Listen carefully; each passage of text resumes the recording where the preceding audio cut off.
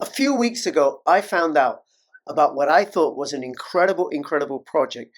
Incredible for privacy, incredible for freedom, and that's what I'm going to be talking about in this video.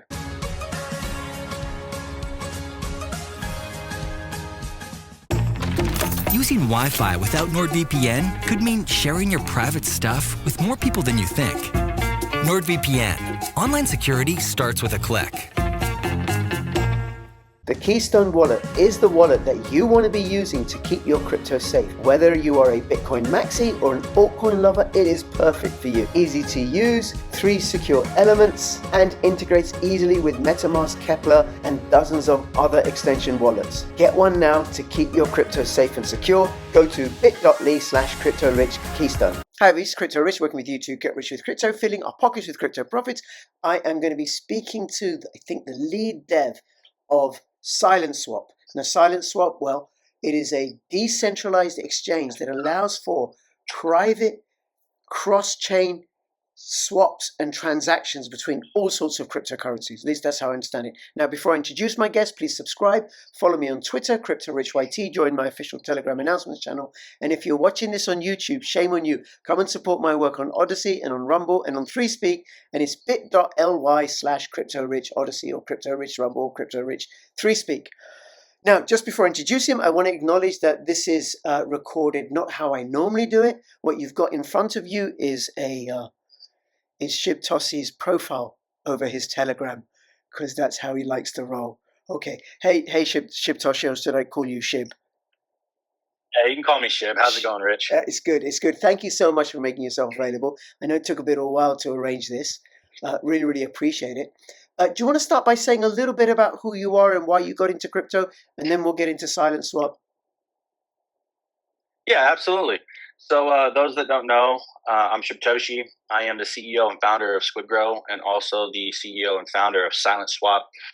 I got into crypto in 2011 with Bitcoin. I was actually introduced to it on the poker tables for online poker games.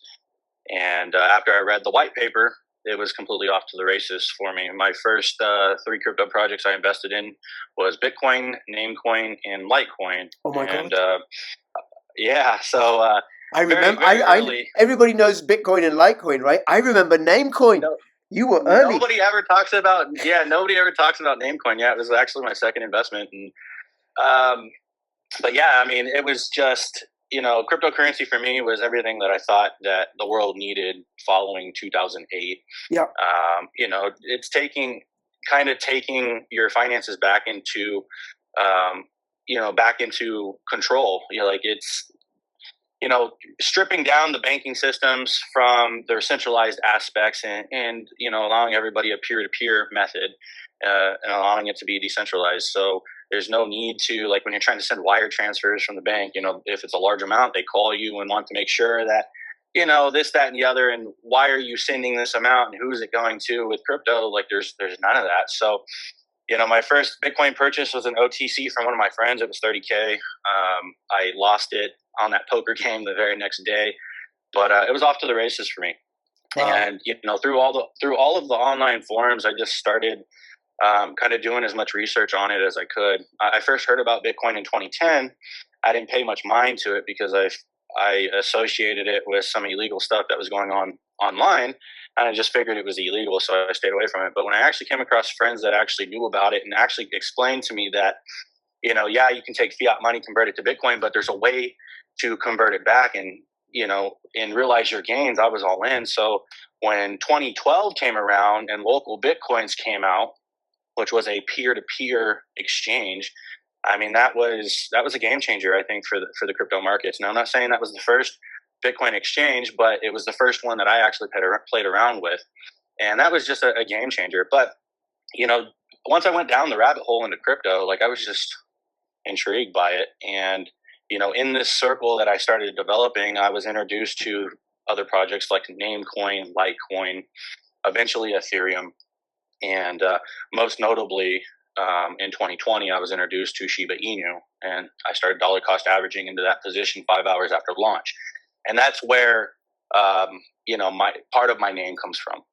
I'm a Shib whale, Shib Toshi. So that's kind of where that came from.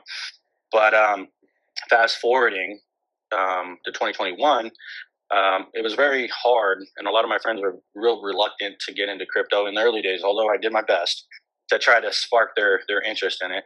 Nobody really took any notice in it until much later. Yep. And it was around the time that like my lifestyle started substantially changing that everybody wanted to get into crypto all of a sudden. And, for whatever reason, they didn't ask my opinion on certain things, and they just started throwing money around and losing money left and right on these pre-sales and so on and so forth. And it was within my inner circle that my friends started telling me and asking me and suggesting that I should do my own project. And, originally I just had no interest in it. Mm-hmm. But eventually, I started playing around with the idea. So I took a 6-week course online for Solidity coding and tried to familiarize myself with the language and the code contracts, and didn't get it. Tried my best. I shelved the idea. And a couple months later, they took another crack at it. And I decided, you know what, I'm going to launch a project, and I'm going to give my friends and my family a safe place to invest their money. And that's what I set out to do. And in June of 2022, I launched Squid Grow as a stealth launch project. And how I came up with the name was, at the time in 2021, Squid Games was very popular. And also in 2021, Evergrow token came onto the market on the BSC chain. So I took both the names and put them together. And I did shelf that idea in 2021, and several months later, I decided to revisit that, and that's kind of where the name originated from. So we hit the ground running, and after a couple months, we did 2,000 X's on that project. We started at a 25 or 30K market cap, and we ran up to 52 million. So it's still a micro cap, but very early on, I had ambitions to, do kind of like a hybrid, like a meme utility project, because in my personal opinion, after you go through the stages of the initial hype with a meme, you just lose steam. So you have to have something to fall back on. So we started focusing our efforts on building utility, and we took the entire bear market building and, in preparation for the bull. And it was during this time that Silent Swap was conceptualized. And it's one of the things that I'm most proud of. Yes. Now, Shiv, that's extraordinary. I bought my first Bitcoin via local Bitcoins. I didn't understand it. No shit. Yeah. Yeah, dude. I love that platform. In 2013, I didn't understand it at all. So I met this guy from local Bitcoins in a local pub, and he sat and explained it to me, set me up with a blockchain.com.info then wallet, and sent me some Bitcoin. I gave him some cash. The mistake I made was I didn't buy enough Bitcoin. But then nobody ever does, right? Nobody ever does. And maybe in 8, 12, 16 years time, looking back, we're thinking we should have bought more Bitcoin in 2024. Should have bought more Bitcoin in 2024. So that's great. The other thing that I noticed about your story is you're not from a tech background. You're not a developer. You had to learn that. Is that right? Yeah, that's correct. That is correct. And I don't consider myself a dev. Right. I employ very intelligent guys to build our applications and code EVM and Solidity. But I know the basics. Kind of going into a backstory, and this isn't something that I talk about a lot, but I have to talk about it. So the actual launch date of Squid Grow was June 17th, 2022. And it was with a Solidity contract that I myself coded. And we deployed it as a stealth launch on that day. And 5 minutes after launch, we realized that although you could buy the token, you couldn't sell the token. And the reason being is I somehow managed to deploy the contract with the Uniswap router and the Pancake Swap router in the contract. I don't know how I managed it, but I did. So I seeded liquidity on BSC so you could buy it, but you couldn't sell it. So we immediately, upon finding that out, we put out an announcement to our very small group of Telegram members. I think maybe it was like 88 people. We had maybe 88 investors at the time. And we told everybody we had to do a relaunch. So luckily, I had a connection with another developer that provided me his contract. And on June 18th, the very next day, we did a relaunch. We airdropped all the original holders. And that is the contract, the V1 contract that we used up until our recent migration to our new V2 contract. But I did my best to code the contract, and I was very proud of it, but it didn't work properly. But I say that to say, I know enough about Solidity to kind of skate by doing bare minimum things. Right. But, I don't consider myself a developer. I am just the project owner, and I employ the people that are more intelligent than myself to do this type of stuff. Which is a smart thing to do. Yeah, absolutely. Okay. All right. Well, one of the things I want to ask you is about your mask and your identity, right? What are the? Yep. And I'm not saying you got to dox yourself or anything, but why? What's the thinking behind it? Well, I'll tell you a couple of examples, and then I'll tell you my reasons. Mhm. So, I speak to Charlie Lee. He's the founder of Litecoin, Yeah. and he says all the time that one of his biggest regrets is doxing, showing his face. I know numerous developers in the space that are doxed, and it's a security threat to your loved ones, yourself, and your family. People's houses are getting vandalized, getting broken into. In certain instances, the end of last year, millionaires and billionaires in crypto were being kidnapped and robbed. Because in crypto, you're your own bank. There is no FDIC. There is no protection like that. Everybody assumes that you're walking around with all your assets on your devices, or you at least have them at your house.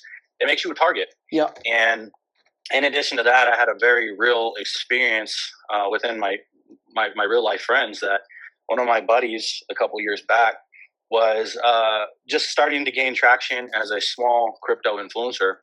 And he was really well known for his live streams that he was doing. And he was doing a live stream in a mall parking lot, and somebody ran up on him, shot and killed him, and robbed him. Wow. And around the moment of his death, before he was shot point blank in the chest, his crypto assets were drained out of his wallet. And so that's the target when people. And it was $50,000. It wasn't even a lot of money, but it's just very unfortunate that people do such crazy things and rob people of their lives for such little amounts of money. But when I decided to do Squid Grow, actually, knowing all this stuff, we were still going to be doxxed. We had planned on being on the website. And in the very early days, actually, one of my original team members' legal name was actually on the website because we were getting ready to put our pictures up on the website that we had taken. But fortunately or unfortunately, however you want to say it, one of my co-founders of the project in the very early days, kind of informed the community of something. So in the early days, the community members were like obviously following the blockchain and, looking around and so on and so forth, trying to, find any links. And it was discovered that there was a link to my Shiba Inu wallet, and it started being talked about in the community. And this is not something that I had obviously intended to be public, but when it came out into the public, one of my original team members, who obviously knows who I am, informed the community that, yes, I am the Shiba Inu whale. And fortunately for me, our pictures had not yet been put on the website, but it was one of those situations where, we had to answer the questions. So I came out and I told everybody, yes, I am a SHIB whale. I've been in the SHIB project since day one. But that kind of altered the course that we went with the project, and we decided that we were going to be anonymous instead of public because now I'm associated with a large amount of money, and that would make me a target.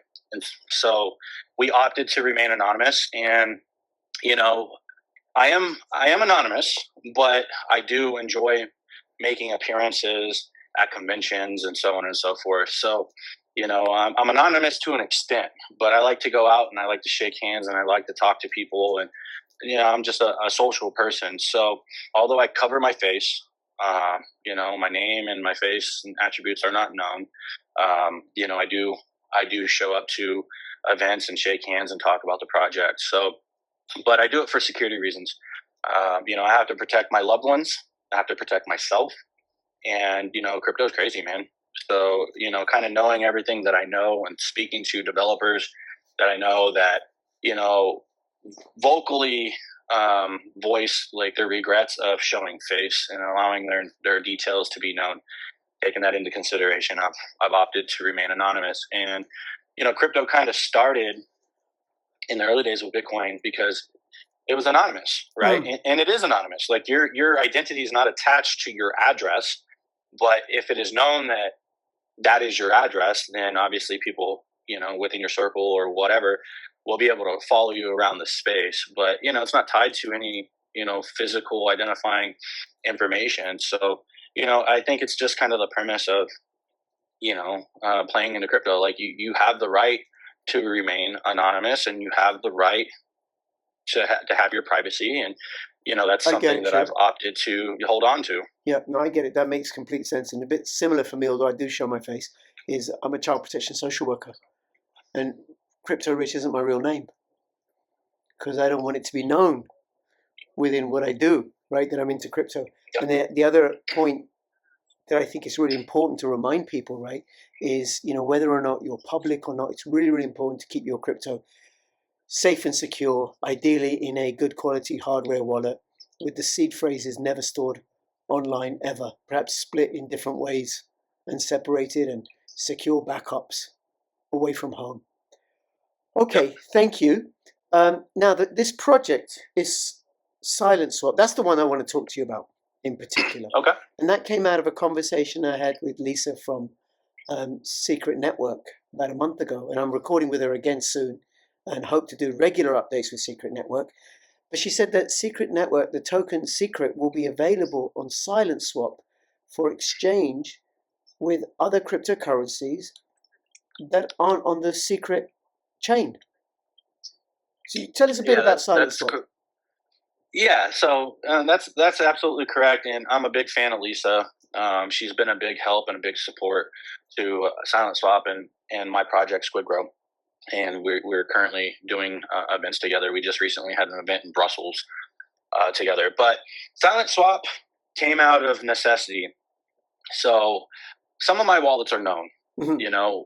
When you have a little money in the space, people track whether they know who owns those wallets or not. People follow those wallets around. They see who you're interacting with, what you're buying, so on and so forth. And there was a situation where I sent a family member some crypto, and that family member sent that crypto to an internal address at an exchange to off-ramp it. And by doing that, they linked their whole cluster of wallets together just based on the interaction with the internal wallet. So that kind of made me realize there's a real need for privacy. Although nobody knows, who owns these wallets, if you are associated with wallets that have big value in them, they, people can follow you around. They can start dusting you. They can try to phish you. They can try to extract value from you and take your money. And actually, Shib, forgive me for interrupting you. There's also the travel regulations in the UK and in the European Union. And I think they'll just get stricter and stricter. So if I use a centralized exchange in the UK and I want to send the money, say, to my Kepler wallet, I will be asked if I'm the custodian of that Kepler wallet. And if I'm going to send it to somebody else's Kepler wallet, I will be asked who owns that Kepler wallet. And a time may come where they will say, you got to give us KYC of the Kepler wallet that you're sending this to. So yeah, that's pretty standard. Like it's pretty standard AML stuff currently. Like they're trying to collect as much information as they can, and a lot of centralized exchanges obviously require KYC. But I've been noticing more and more that with certain exchanges, when you're doing an outbound transfer, they want you to identify, essentially what that wallet is for. You have to give it a name. You name it, or you put somebody's name in it, or whatever. And there's been situations where I've been contacted by exchanges, and they've asked me, like, who's this money going to? Why is it going there? So on and so forth. So what everybody needs to remember is centralized exchanges are just that. They're centralized, not your keys, not your crypto. When you send crypto to an exchange, you are willingly giving somebody else possession of your crypto assets. So they can take those from you. If they file bankruptcy, you're going to lose those assets.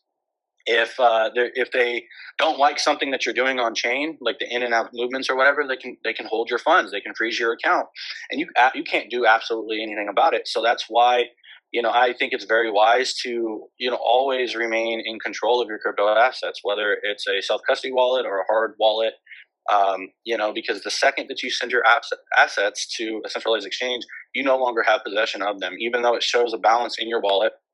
The exchange itself has possession of it. I mean, look at FTX. What happened with them? Yeah, and absolutely. And that's what a lot of people use. Shib, forgive me for interrupting you, right? But you'll get this. I bought some Litecoin when it was pennies, and I kept it on the had some on the BTCE exchange and on the CRIPSE exchange. Gone. I don't know if you remember those ones. Yeah. Please Yeah, carry on. man. I've kept money on quite a few exchanges that have went belly up, and it's you chuck it up to just. I mean, it's part of the game. It happens, but it's very unfortunate and something that can definitely be avoided. Okay, please carry on. Yeah. So with Silent Swap, I realized that there was a need because a lot of people in the space, if they don't want to directly link their wallets, they will essentially wash their assets through a crypto exchange and then send those assets from an exchange to the other wallet. What people aren't realizing is that your internal address does not change on most exchanges. So anytime that you have interacted with that internal address, you're essentially doxing your entire cluster of wallets. Right. And so I started thinking about, how could we move assets around in a decentralized, non-custodial manner to where, we can, get friends and family assets or, pay for things with crypto as crypto becomes more, used on a mass scale. And there are solutions that are currently out there that are privacy cross-chain aggregators, but they all use APIs and centralized exchanges. And the issue with that goes back to not your keys, not your crypto. So you're giving somebody else access to your crypto assets, even for just a split second of time. And so very early on, we were trying to figure out a solution. And I knew from the get-go that I wanted to build something that was privacy-oriented, multi-chain, and non-custodial and decentralized. And it was around this time that I was introduced to Secret Network. And I had a call with them and kind of explained to them what it was that I was trying to do. And I asked for permission to build Silent Swap on their blockchain. And that was well received. And they offered me as much support as they possibly could. And in fact, they introduced me to my lead developer of Silent Swap, which is SupDoggy. He is also the lead developer of Starshell Wallet. And we linked up with my EVM dev, Cal, and we started brainstorming.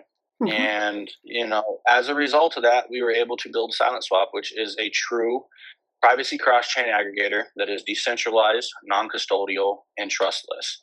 And so on our platform, users maintain control over their assets every step of the way. You don't send them to an exchange. We don't take possession of them in a smart contract. You have access to them every step of the way. And, we kind of took it a step above that and started adding additional features to that. So on a lot of other cross-chain aggregators that utilize exchanges, you can only send assets from wallet A to wallet B, right? Yeah. On our platform, you can send to multiple wallets. So let's say, this is an example I give a lot. Let's say you have $16,000 and you want to split that $16,000 up. On our platform, you can send that $16,000 to 16 different wallets, 16 different blockchains, and 16 different assets, all in one platform. And the best part about it is you maintain control over your assets every step of the way. And so I go on a limb and I say that we are a first mover. This has never been done before. We were told it could not be done or achieved, but that's one of the worst things that you can possibly ever tell me. Tell me that I can't do something and I will do everything in my power to prove you wrong. And that's what we set out to do. And that's what we did with Silent Swap. And additionally with Silent Swap, to make sure that everything's safe and secure, we have audits from Hacken and Surtech. With Surtech, we currently have 13 total audits. Obviously, those are made up of all of the utilities that we have come out with to date. And then our first Hacken audit was also Silent Swap. So we have done everything in our power to make sure that our platform is safe and secure and is fully functional and it works the way it's intended. And I'm extremely happy with what we have achieved. And I'm looking forward to making it mainstream. So we're currently in closed beta right now. And then we will open it up to a little wider audience and a bigger beta, and then we will be going public with that. Okay, that's amazing. Now, I take it your code is not open source, or it will be open source? Absolutely is not open source. I am not going to give any of my potential competition a leg up in regards to what it was we have achieved. So none of our utilities are open source. They are all audited, but I spent a lot of time and money in research and development on our utilities, especially Silent Swap, and I'm not going to just give my source code away to just anybody. Sure, I understand, right? I understand. And then one of the risks of that, Shib, and this is no slight to you, is that there is an element of trust required. The trust in the relationship between Silent Swap and the auditors, that the auditors are going to be authentic, that they're not being paid off or anything, right? So, and I also understand why you don't want to keep it open source.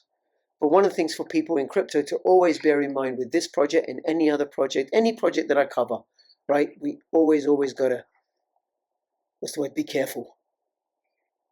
Yeah, absolutely. Trust is one of those things that is earned and never given. So, in regards to the safety of our code, obviously we sign big fat NDAs with these auditing companies. We have NDAs with Hacking and Certec that protects my intellectual property and my source code. But Silent Swap is not made up of smart contracts, and I won't get into the inner workings of it. Mm-hmm. But essentially, what we have done is we have just connected the pre-existing doors that already exist and made it in a manner that anybody can access those doors in a simple UI interface. So this is a process that, if you're super familiar with the ins and outs of these different blockchains, you could probably achieve the same thing that we are doing. It would take you much longer, but it could probably be done. But there's also room for missteps, and you could accidentally, make a hiccup and lose your assets. The platform that we have built, we have gotten it down to where our transaction time is averaging about 6 to 12 minutes, maybe 15 tops, and that includes Ethereum. So our platform is very fast, very, very efficient, and very user friendly. I'll give you an example. Some of our competition that uses the centralized aspect of things, to move $10,000 on their platform, it's going to cost you about $600. Right, Wow. That's a pretty big fee. Yeah. On our platform, and now this is with our promotional percentages that we're rolling out when we debut, which is 0.5% is our fee. On a $10,000 transaction, your total fee is about $80 to $90. Wow. Now, obviously, that varies with gas and so on and so forth. But even if it was $100, it's still substantially cheaper. Now, our fee on a $10,000 transaction is about $50. Everything else is made up of gas and bridging fees and so on and so forth. Okay. But we are undercutting the competition with speed and fees. But yes, there is a certain level of trust, I guess, and that's where the reputation of the auditing companies come into play. So on our audits, and I'm happy to report that on Hacking, we got a perfect score of 10 with our Hacking audit. Our audits will indicate that we are non-custodial, trustless, and decentralized. We never take possession of the assets, not even for a moment. So, which would you rather? Would you rather use a platform where you're going to pay higher fees and you're going to transfer your assets to somebody and they're going to take possession of those? Or would you rather save some money, substantial amounts of money, and maintain control over your assets every step of the way, and you get a very complete breakdown on where your assets are, what they are doing on chain, because we show all of that. And aside from the progress bar that we show on the platform, there's a complete breakdown. It shows your assets are swapping from this to that, they're bridging from here to there. Like, it gives a complete breakdown of every step of the way. So that's amazing. It's just one of those. It's just one of those. Amazing. So, Shib, from a user's point of view, right? So, I got some ETH, and I want to buy some Sol, different blockchains. Mm-hmm. So and then I want to maybe later on buy some Bitcoin. So, my understanding from what you said is that with Silent Swap, I'll be able to do that in a decentralized manner, where I retain control of my assets because I never give up my private keys, and it's fast and cheap, and I mean faster and cheaper than, say, some of the centralized competitors like ChangeLE and ChangeNow, which are exchange aggregators. Am I understanding this correctly? Yeah, that's correct. But I will say that in V1, Silent Swap is only EVM compatible. We're not on V1. We're not supporting Bitcoin, native Bitcoin, or Solana. Okay. We do plan on incorporating those in V2. We are working on a decentralized native Bitcoin bridge currently, and we do plan on incorporating Solana. But as of now, it's all EVM. Okay. But So for if people that example is essentially the same, you're starting with ETH and you want to swap to even Floki, Shiba Inu, BNB, or whatever it might be, yes, you can do that and maintain control over your assets every step of the way. Eventually, obviously, I'm a big Bitcoin guy, so I want to incorporate native Bitcoin as well. And because Solana has such a big popularity right now, we want to incorporate Solana as well, but that will come later. I didn't want to stall the launch dates too much by trying to incorporate these into the V1. So from Envision, when we first started envisioning SilentSwap, we wanted to incorporate it into Bitcoin, but as of right now, we don't have the means to do so. Mm-hmm. But those will come later. But it's all of EVM compatible as of now. Okay, and when's it going to launch? The version 1. So we don't ever give at SquidGrow. We don't ever give timelines, dates, roadmaps. But I will say that we have gone through our audits. We have made some minor changes onto the platform, and that was to increase transaction speed. So that's why our transaction speeds are now 6 to 12, 15 minutes versus originally when we first started testing it for Ethereum, transaction time was 30 minutes. Wow. So we decided that we were going to incorporate some of this stuff that we were saving for V2 into V1. So we made some changes and we're back in audit now. But okay. I will go on to say that we are very close to launch, and I'm very excited to push this out. We do have a fully functional platform. Lisa is one of my beta testers, actually, so she's actually been in there and used it and interacted with it. This isn't just a situation where we're talking about building something or talking about having something. We have something that is truly functional. We have quite a few beta testers that are testing it, and we just want to make sure that, it's nice and polished before it goes live, So cool. There's a certain level of, debugging a platform, especially with Trust Wallet. There's been a lot of little bugs with Trust Wallet and their Wallet Connect that they have. But, we're taking this time to debug that, and we've, debugged every issue that we've come across so far. So now it's back to audit. And, as soon as I have a single clean audit and I'm happy with, the functionality of it, we are going to be starting our marketing push on that, and we will debut SilentSwap. Fabulous. Well, I would love to know about that when it comes out. And if people want to get involved, I'll have the links to your Twitter and your website links in the description below. Now, I assume that once the project is launched, that you'll be taking like a small percentage of each fee or something, of the transaction fees or something? Yeah, absolutely. So just to kind of backpedal a little bit. So with SquidGrow, we are a tax token. We just recently lowered our tax to 2% buy, 2% sell. But 100% of our tax has always gone to liquidity since day one. And my emphasis is always on liquidity to market cap ratio. So the project itself does not generate revenue based on tax. I fund everything out of pocket, and I have done so since day one. So yes, there is a percentage of the overall fees that we are raking that will go back to the project. But this is how we incorporate also my ecosystem, SquidGrow. So our utilities that we put out are revenue generating, and percentages of that revenue go back to the community in the form of a buyback, liquidity injection, or both. Now, I myself will start paying myself back, obviously, from these fees generated. But we also, give value to our community. And the idea behind that is to make a self-sustaining ecosystem. So as revenue comes in, we pay that forward, so to speak, and we do buys on the chart or liquidity injections. So we are on the road to 0 tax, and we've come a long way when it comes to our tax. I always try to keep our liquidity to market cap ratios at least above 5%. Right. There's a lot of projects in the space that have big market caps, but their liquidity to market cap ratio is 0.5%, 1%. It keeps them very volatile.